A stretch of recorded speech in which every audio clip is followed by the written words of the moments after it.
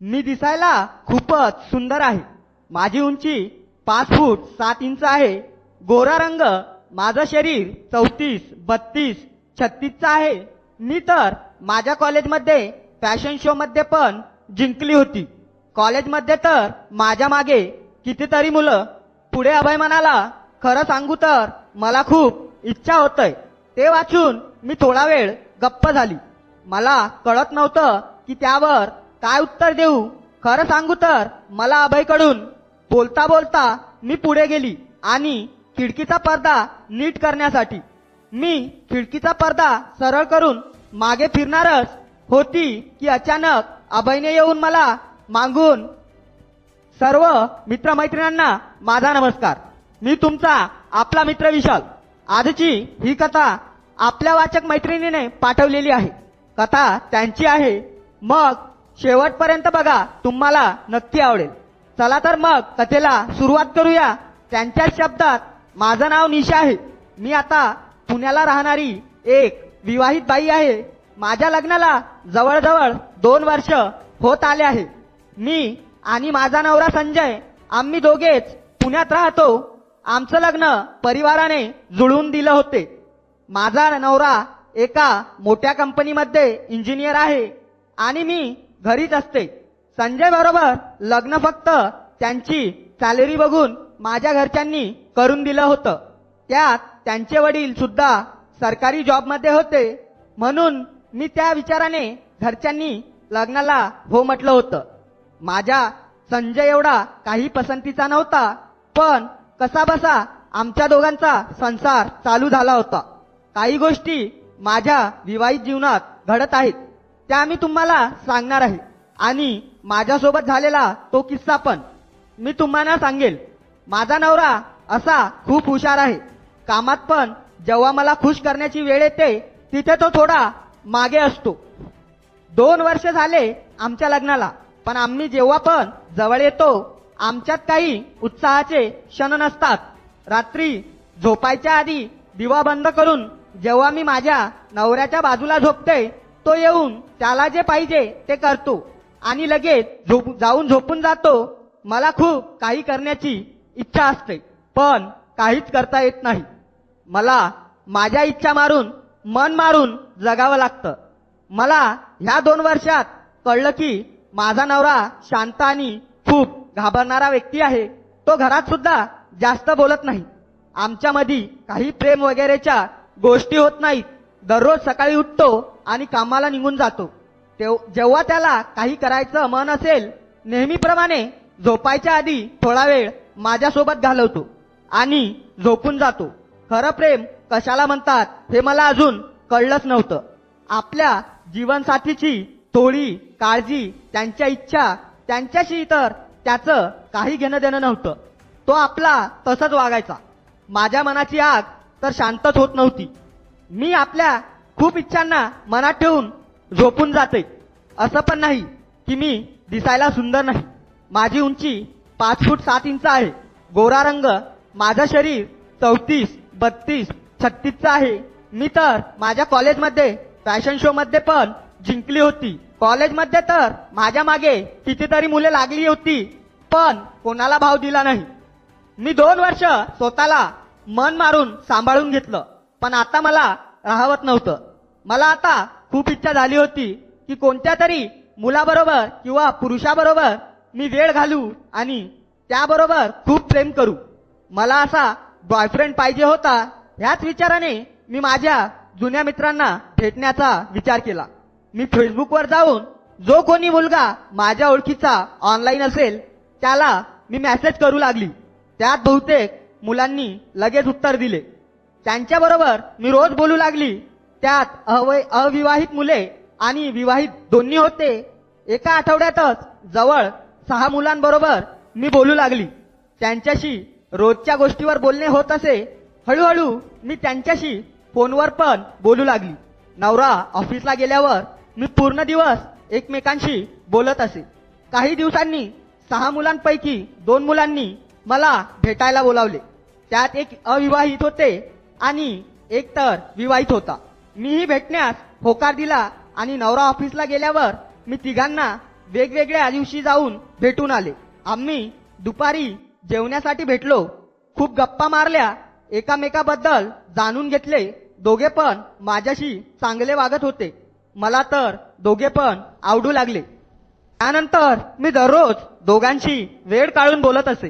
त्यांना मी सांगितले होते की नवरा कामाला गेला की फोन करा आणि तो घरी येईल, त्यानंतर फोन नका करू. ठरल्याप्रमाणे आमच्या रोज गप्पा होत होत्या. सर्व काही व्यवस्थित चाललं होतं. एकदा संध्याकाळी 5च्या दरम्यान माझा फोन वाजला आणि त्यात एक मेसेज आला होता. तो मेसेज त्या दोघांपैकी एका मित्राचा होता. त्याचे नाव अभय होते. मी तो मेसेज उघडून राहिला आणि एकदम चकित झाले. तो मेसेज नसून एक खोडकर जोक्स होता. अभय सभ्य दिसणारा मुलगा होता. मला तो आवडत पण होता. त्यामुळे सर्वात जास्त मी त्याच्याशीच बोलत असे. त्याचा मी मेसेज वाचून झालाच होता की अभयने तो लगेच काढून टाकला आणि अभयचा परत मेसेज आला की चुकून पाठवला, माफ कर, परत नाही असं होणार. त्याची ती गडबड बघून मला हसायला आलं. मी लगेच त्याला एक हसणारा आणि चिडवणारा इमोजी पाठवला.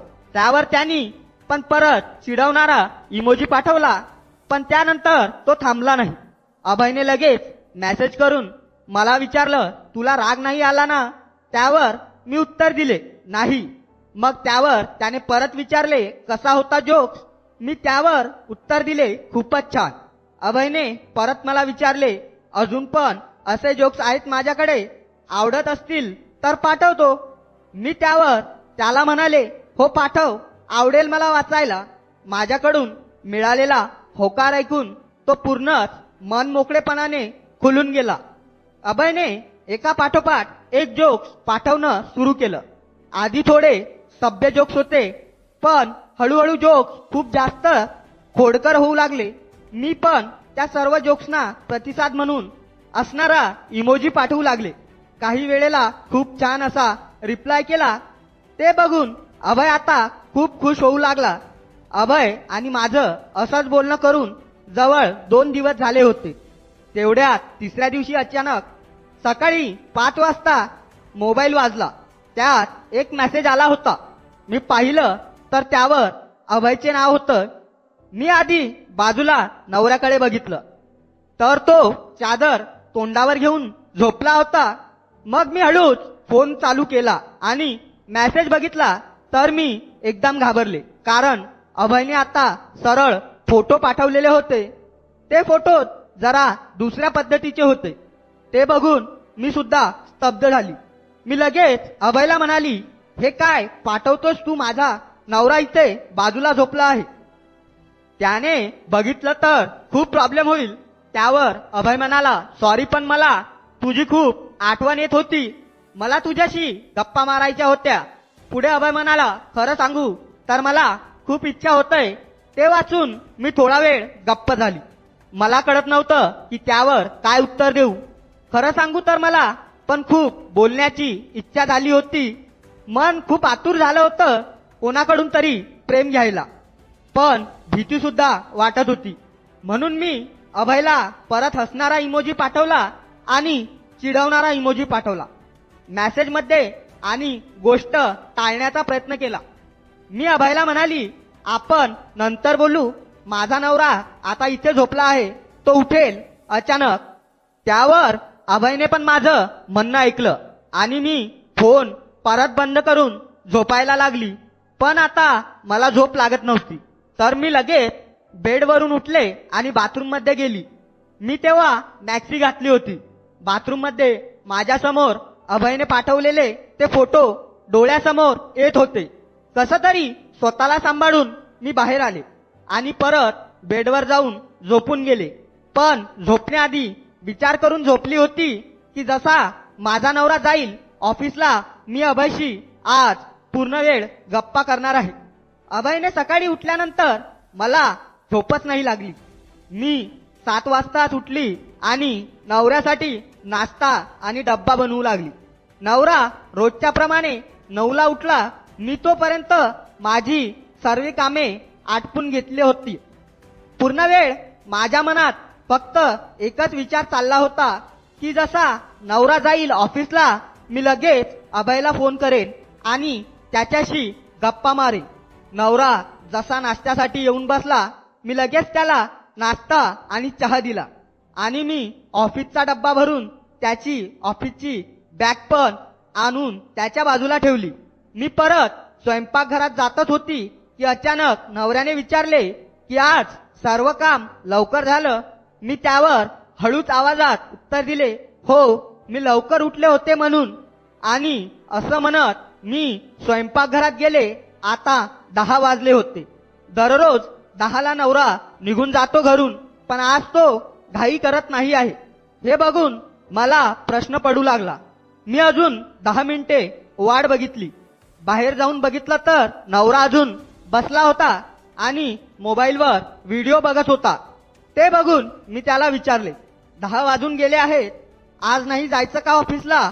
त्यावर त्याने उत्तर दिले, आज उशिरा जायचं आहे, 10:45 पर्यंत निघेन. मीही त्यावर ठीक आहे म्हणून तिथून परत स्वयंपाकघरात आली. इथे माझी हालत खराब होत चालली होती. माझ्या मनात एका प्रकारची व्याकुळता वाढली होती. जसा तो 10:45ला घरातून निघाला मी लगेच दरवाजा आतून बंद केला. स्वयंपाकघरात चार्जिंगला लावलेला फोन घेतला आणि माझ्या खोलीत जाऊन बेडवर झोपले. रूम मध्ये येताच मी लगेच अभयला मेसेज केला. त्यावर त्याचा रिप्लाय नाही आला. मी वाट पाहू लागले पण तो काही रिप्लाय देत नव्हता. जवळ 15 मिनिटे होऊन गेली पण काही रिप्लाय नाही आला. अभयचा मी कंटाळून फोन बाजूला ठेवला.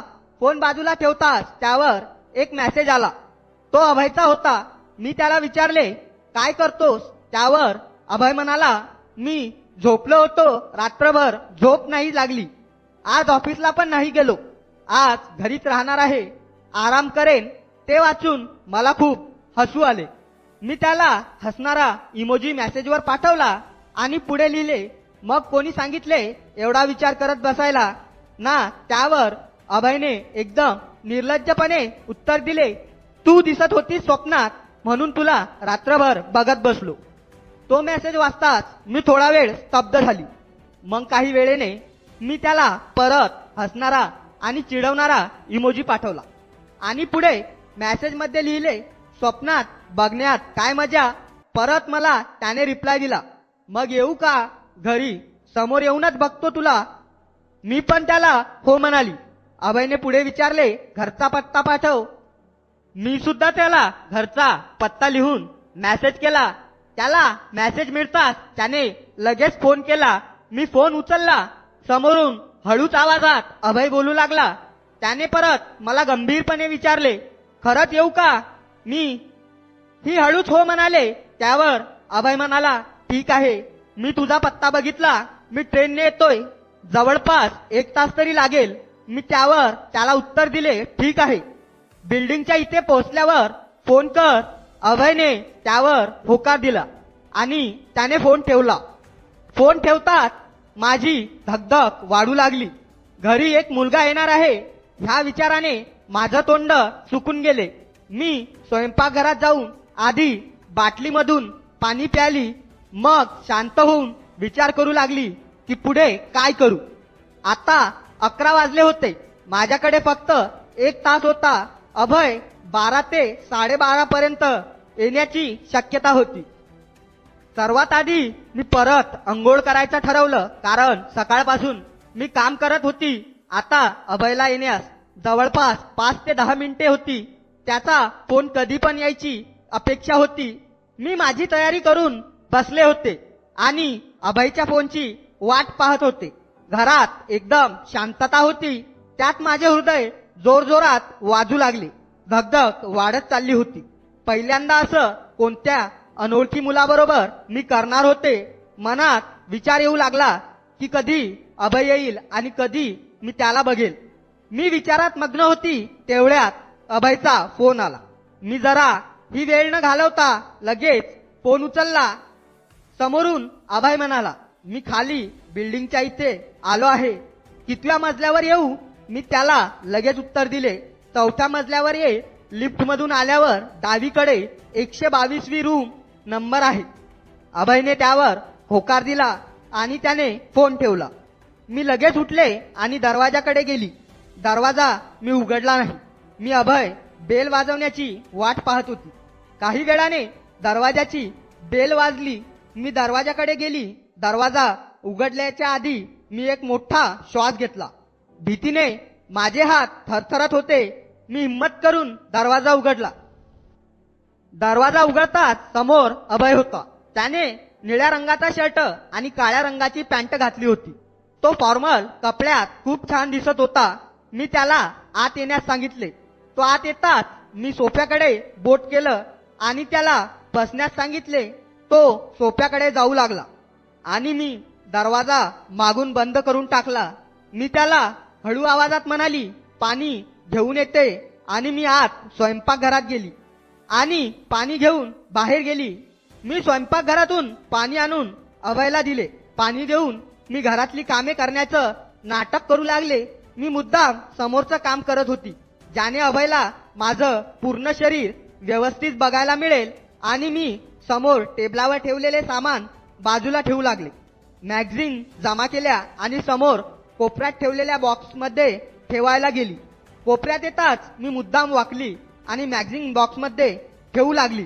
मग काही वेळाने मी परत सरळ उभी राहिली आणि त्याला विचारले, तू काही चहा वगैरे घेणार का? मी अभयकडे बघितले तर तो एकदम स्तब्ध झाला होता. त्याने माझ्याकडे बघताना पूर्ण खालून वर पर्यंत नजर फिरवली. माझ्याकडे बघत तो म्हणाला, नको चहा वगैरे, आत्ताच नाश्ता करून आलो आहे. आम्ही दोघे पण थोडे घाबरलेलो होतो, कारण दोघांना पण समजत नव्हतं की पुढे काय करायचं. दोघांना पण पुढाकार घेण्यास भीती वाटत होती. अभयचं पण हे पहिलाच अनुभव असेल असं कोणत्या बाईच्या घरी येऊन तिला भेटणं. मी अभयला म्हणाली, मी येते 5 मिनिटाने, आणि असं म्हणून मी माझ्या रूममध्ये गेली. अभय बाहेर बसला होता. मी रूममध्ये आली तर मला एक वेगळी भीती वाटत होती आणि त्याबरोबर एक व्याकुळता मनात निर्माण झाली होती. अभय सुद्धा काही पुढाकार घेत नव्हता. म्हणून मी विचार केला की आता मलाच काहीतरी करावं लागेल. अभयला अजून उस्कवण्यासाठी मी आता गुलाबी रंगाचा फिटिंग असलेला पंजाबी ड्रेस घातला. मी स्वतःला आरशात एकदा पाहिले. मग मी एक मोठा श्वास घेतला आणि थोड्या भीतीने बाहेर अभयसमोर जाऊन सोफ्यावर बसले. त्याला ऑफिसच्या कामाबद्दल विचारू लागली. कामाबद्दल बोलणं तर फक्त बहाणा होता. मला अभयला माझं सुंदर असं रूप दाखवायचं होतं. मग मी त्याला विचारले की ऑफिसला रोज तू कितीला जातो? पण अभयने काही उत्तर दिलेच नाही. तो एकटक माझ्याकडेच बघत होता. मीही त्याला बघू दिले आणि एकटीच आपली बोलत बसले. मी पुढे त्याला म्हणाले, चल मी तुला आमचं घर दाखवते, आणि आम्ही उठलो. मी त्याला आतल्या खोल्या दाखवल्या. पुढे घेऊन जाऊ लागले. चालत चालत मी त्याच्या हातात हात घेतला. आम्ही आधी स्वयंपाकघराकडे आलो. मी स्वयंपाकघराच्या दरवाजातून त्याला आत काय आहे ते सांगत होती. मग मी डावीकडे एक पाहुण्यांसाठी राहण्यास लहान रूम होता, तो मी अभयला दाखवला. मग शेवटी कोपऱ्यात आमचा रूम होता. मी रूमचा दरवाजा उघडला आणि आत आले. तो टक लावून माझी हालचाल पाहत होता. मी बोलता बोलता जेव्हा अभयच्या तोंडाकडे पाहिलं तर मला जाणवले की अभयच्या डोळ्यात एक प्रकारची चमक भरली होती. बोलता बोलता मी पुढे गेली. खिडकीचा पडदा नीट करण्यासाठी मी खिडकीचा पडदा सरळ करून मागे फिरणारच होती की अचानक अभयने येऊन मला मागून मिठी मारली. आम्ही संबंध बनवला. त्या दिवशी आम्ही दोघे संध्याकाळचे 5 वाजेपर्यंत सोबत होतो आणि दोघेही खूप खुश होतो. मग माझ्या लाडक्या मित्रमैत्रिणींनो, कशी वाटली तुम्हाला ही कथा मला कमेंटमध्ये सांगा. आणि व्हिडिओ आवडल्यास एक लाईक व चॅनलला सबस्क्राईब नक्की करा. परत भेटू अशाच एका नवीन कथेत. भीतीने बाहेर अभय समोर जाऊन सोफ्यावर बसले. त्याला ऑफिसच्या कामाबद्दल विचारू लागली. कामाबद्दल बोलणं तर फक्त